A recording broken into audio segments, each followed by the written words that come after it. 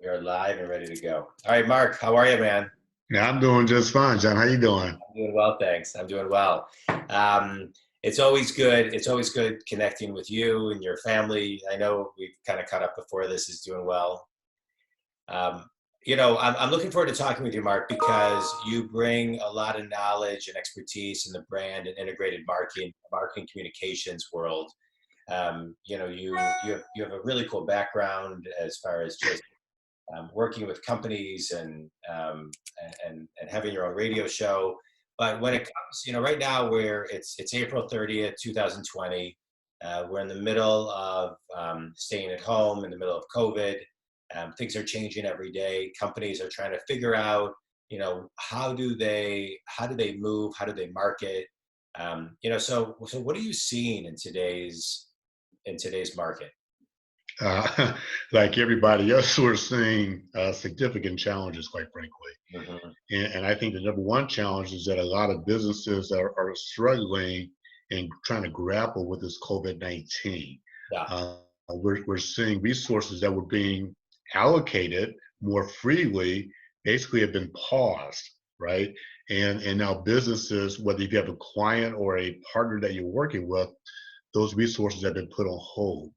So I think the first thing that we're seeing is that businesses are trying to figure out how to grapple with this change due directly to COVID-19. Number two is it impacts the financial resources that businesses have. Do the smaller businesses I'm talking about specifically?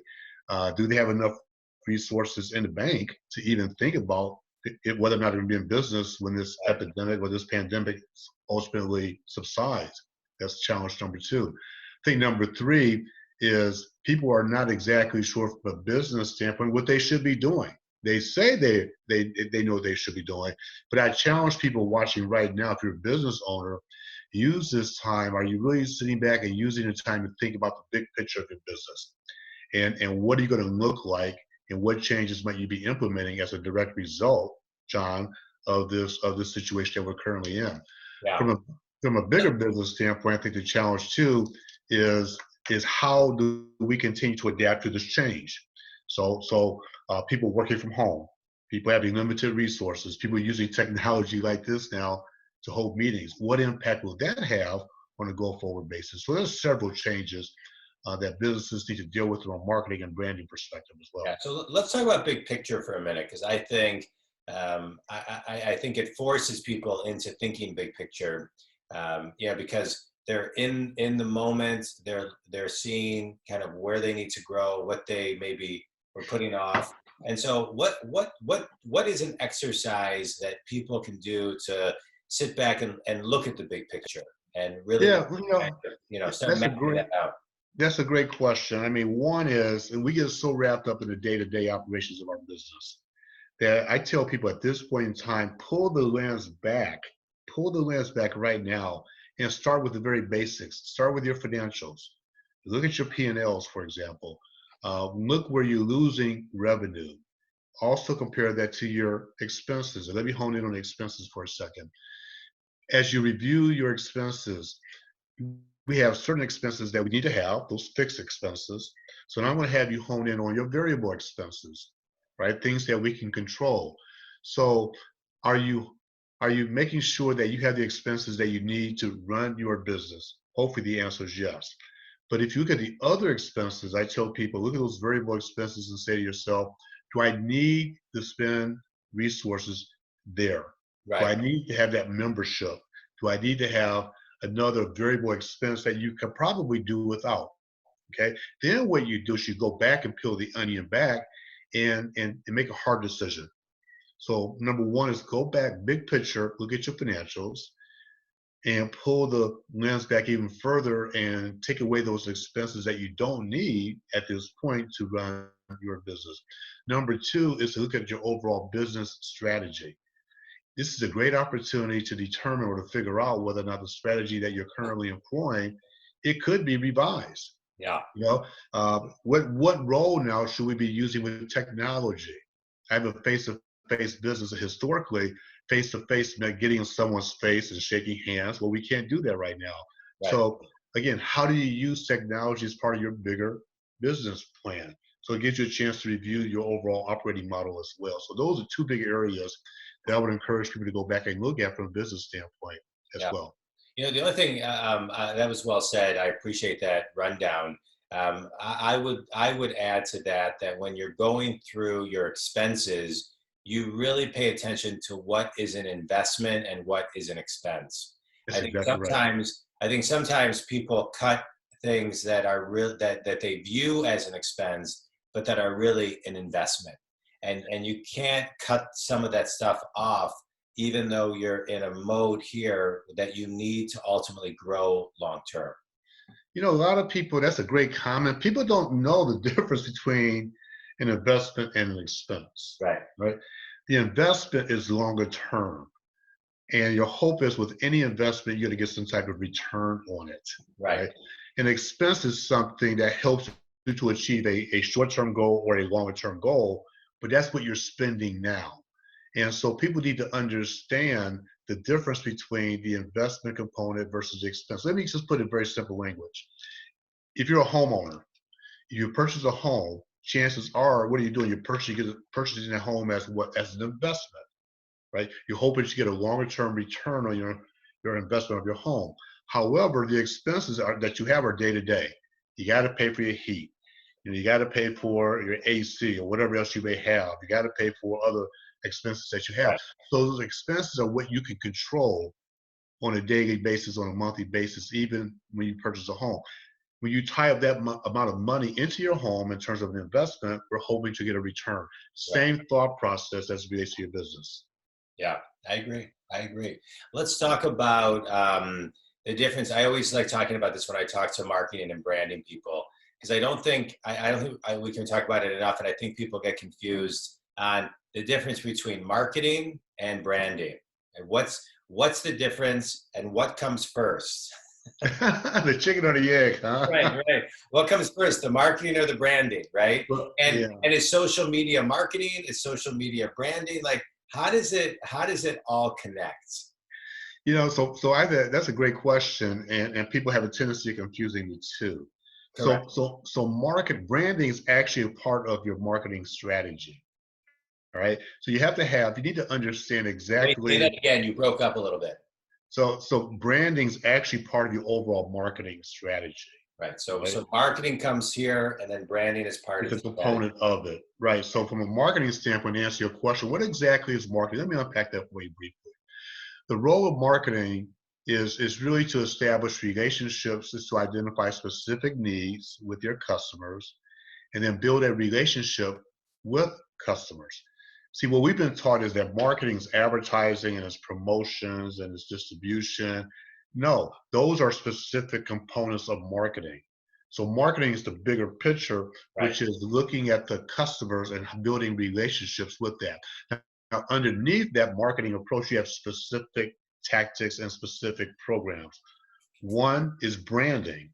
So once I understand the customers that I want to go after, the target audiences, for example, the question becomes, how do I brand my business effectively to communicate key messages? So marketing, again, is broad. Branding is a component of that. Another component, for example, would be social media, right? That's going to reinforce the brand. It's going to reinforce your marketing strategy, right? Communications, whether it's traditional versus non-traditional, again, same thought process. So think of it this way: marketing is the umbrella, the bigger picture. Branding is a component, one of many components that will help you deliver those marketing messages and reinforcing your overall marketing image or brand image you want to have out in the field All with right, your good. customers. So let's dive deeper, a little bit deeper, Mark. So in today's world with COVID-19, I think companies are being very sensitive and conscious, a little bit more conscious in how they message and how they market, and what they're doing from a branding perspective. How are you advising your clients on that? Yeah, I want people to be careful. Don't come across like you're capitalizing on a very Oh, serious never. Yeah, situation. yeah. And I will give you a real life example. Someone recently contacted me and said, "Hey, I got a great idea. You know, everybody's got to have a face mask, right? So why don't I print a face mask? Very simple idea, but let me put my logo on the face mask." Now, on the surface, on the face of it, it sounds like a good idea, right? But if you dig underneath that simple concept, it almost comes across as if you're taking advantage of a very difficult situation. Right. I just need a face mask, and you're asking me to walk around with your business on this face mask. That's not how I'm thinking right now. See, something as simple as this. I'm advising my clients these days to be very practical right now. Show empathy for your customers. Don't come across, money's going to come later. I know we're all taking a financial hit, but what you want to do is to focus on that relationship with your customer base. Right. Reach out to them. Is there anything that you need? Let them know that we're all in this together. And when we come out of this, I'm still going to be here for you. Yeah. To me, that's the best advice that I can give to businesses and other individuals who may be watching today. Don't go in and try to make a buck off of this, and don't go in and try to build your brand on a very difficult situation such as the COVID-19 that we're currently experiencing. Yeah. Yeah. I mean, now is the time to build relationship capital and absolutely be there as an advisor to help your clients. That being said, though, clients do need advising right now. They And do. so it's not to say that you still can't do business and in many cases grow your business because clients need this type of work right now. And so for companies out there who are still doing business, growing their business, you know, keeping their business stable, right? Hmm. Those that are maybe have also taken a hit, but are still seeing some activity. You know, what can you do to keep that moment, to keep kind of that business as usual in an unusual market, messaging going? Yeah, yes. Again, that's a great idea, a great thought there, a great question. I love what you just said. You got to figure out how to keep it business as usual. Right. So think of it this way, as opposed to having these face-to-face meetings, begin to leverage these types of conversations using technology. All right. Continue to reach out to your clients and business partners on an ongoing basis. Don't just stop. I think everybody was so shocked as soon as we got the stay-at-home orders and people were not going to the office. People were kind of shell-shocked. How do we adjust to this new quote new norm or new normal right now? And I think what you have to do is to treat this new normal as the new normal, but from a business standpoint, I'm still going to do business as usual. Okay, what do I mean by that? So, for example, I had a meeting this morning, right? It was a virtual meeting. Yeah. And we continued the conversations just as if we were meeting together. We still went through our business challenges. We still identified recommendations. We still were working on plans. And the person who finished the conversation with me said, Mark, thank you for your time. This is very important to me because rest assured, when we come out of this situation, we're going to implement these plans. So right now, I would advise people to do is to continue to focus on business as normal, as usual, in these difficult times, because when we come out of it, you're still going to be ready to execute those plans. You still got plans you have to execute. And Yeah. you still want to make up those lost resources, although the resources that we're losing right now are truly lost resources. Accept the fact that you may not make as much money, you may not make as much in terms of revenue. That's okay. Adjust your plans accordingly, adjust your expectations accordingly, but continue, John, to look into the future Right. and develop your plans accordingly. Right. Don't stop. The bottom line of that message is don't stop. Don't sit at home in your home office every Right. day doing absolutely nothing. That's Right. the worst thing that you can do right now. Right, dude. I agree with you. You cannot stop. You've got to stay in the game. You cannot. It's not time to go to the sidelines.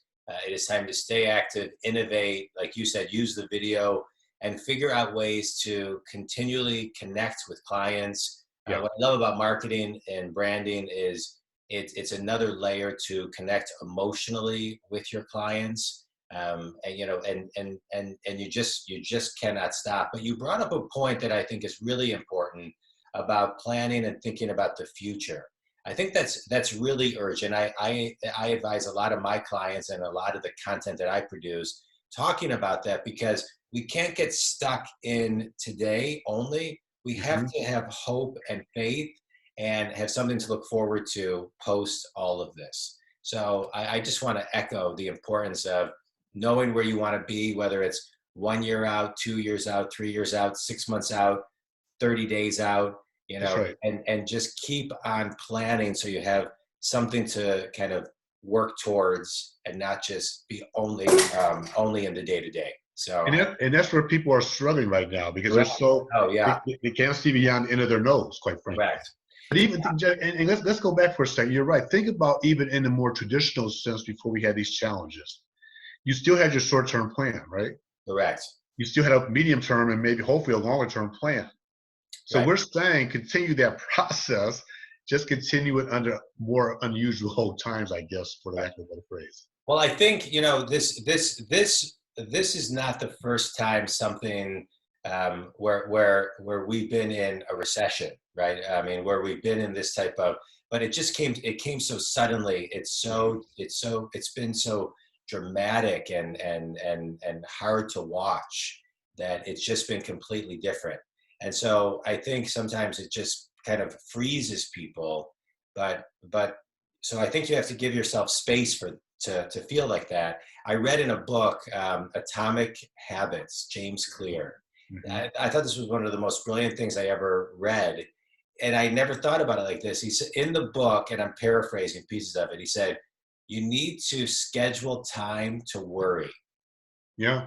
And so I thought, God, that's really smart. And so if I schedule 5 minutes every morning to worry, then I have a place to put the worry.